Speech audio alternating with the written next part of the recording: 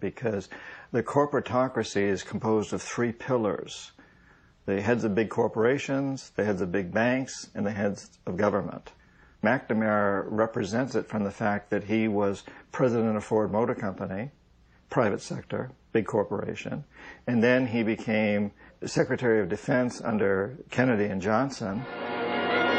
This is Pleiku, 250 miles north of Saigon, the air base that was ripped by Vietnamese communist guerrillas.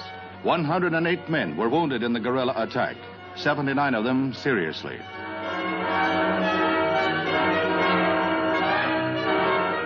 U.S. representatives in Saigon met with representatives of the South Vietnamese government. They jointly agreed that joint retaliatory action was required.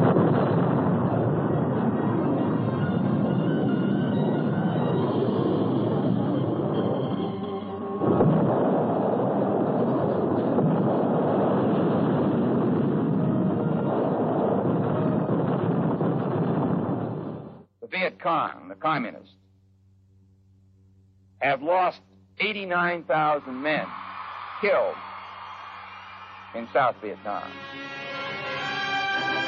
Thousands of demonstrators opposed to the Vietnam War assembled in the nation's capital for a mass protest. For the most part orderly, minor scuffles did occur between the demonstrators and hecklers. Robert McNamara, when he was Secretary of Defense, was there during a great deal of the Vietnam War. And he saw the futility of trying to expand empire through the military.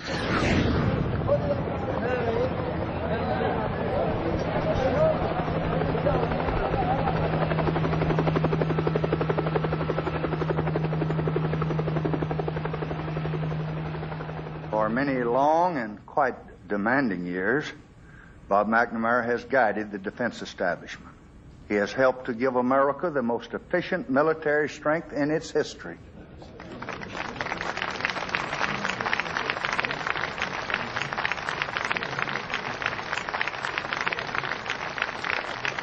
In this intensely loyal, brilliant, and good man, America is giving to the world, and if I may be personal, I am giving the world the very best that we have to win the most important war of all. He really made the World Bank into what it is today. When he entered the World Bank, it was lending about $900 million a year. When he left in 1981, it was lending $12.5 billion a year. And then he was the one who really made poverty alleviation the bank's mission. It was McNamara who really came out with these very typically American sort of missionary statements about we have to be our brother's keeper, you know, and help the poor and all this. And he really inspired people at the bank. They thought, well, this is just a, you know, we have a real mission, you know. You know, it's sort of like Wolfowitz bringing democracy to the world. And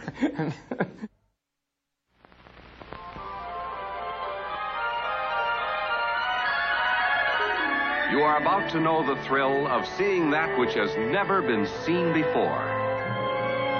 You are about to enter a beautiful, exciting, wonderful new world. For the first time in history, you'll see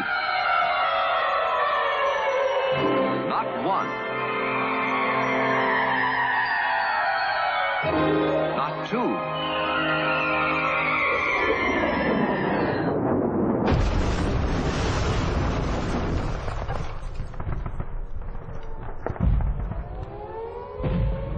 we come to Iraq with respect for its citizens, for their great civilization, and for the religious faiths they practice. We will deliver the food and medicine you need. Do not destroy oil wells, a source of wealth that belongs to the Iraqi people. The government of Iraq and the future of your country will soon belong to you.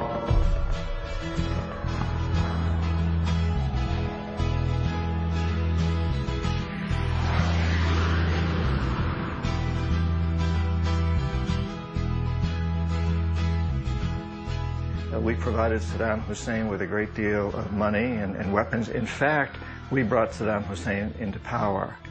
We lent him billions of dollars. We built chemical plants for him, knowing full well that these chemical plants were being used to produce chemical weapons that would be employed against the Kurds and the Iranians. But we continued to support this man. And the economic hitman went in and tried to convince him to accept a deal similar to what the Saudis had accepted. One of the signs that the relationship wasn't working was when Bechtel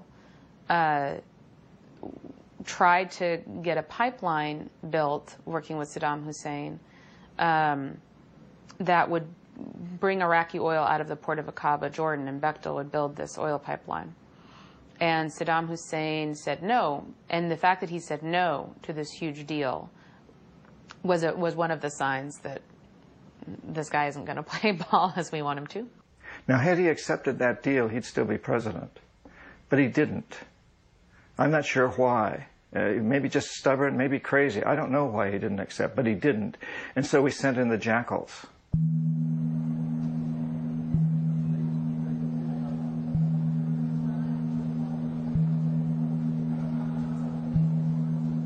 We had a series of CIA teams. I was head of one of them to go in and actually see if we could do a coup d'etat. When we went in, we walked across the border. We got in touch with military officers in January 1995 who said, yes, we can do a coup d'etat. The plan went forward, and the plan included taking a tank company, surrounding Saddam's residence in Aujah, it's a small city, forcing him to resign, arresting him or killing him. But it didn't work. Assassinating Saddam was a big risk. He had too many doubles, too many lookalikes. His own bodyguards didn't know whether they were guarding him or somebody else.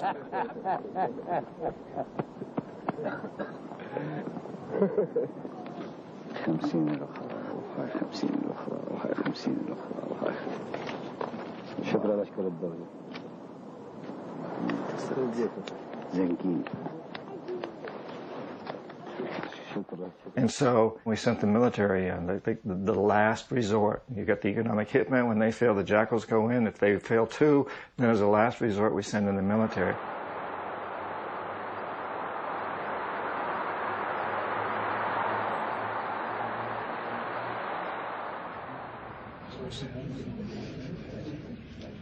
Mr. Chairman and members of the committee, the great men and women who wear the uniform of the United States have already accomplished amazing things in Iraq, but their work is not done. We owe it to these noble Americans, to their Iraqi and coalition partners, and indeed to ourselves and to the world, to finish the work that they have so nobly advanced. Wolfowitz. Paul Wolfowitz is the one man who has spent the largest percentage of his adult life trying to figure out how to unseat Saddam Hussein.